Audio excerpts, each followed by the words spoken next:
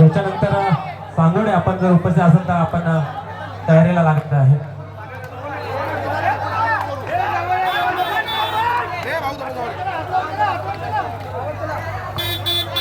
तसेच व्यासपीठावर विराजमान सन्मान्य नितीनजी पाटील साहेब आहे, त्यांचा हेतूचे स्वागत आणि सन्मान केले जाईल. साहेबांनी विनंती आहे की आपण त्यांचा हेतूचे स्वागत आणि सन्मान करायचा आहे.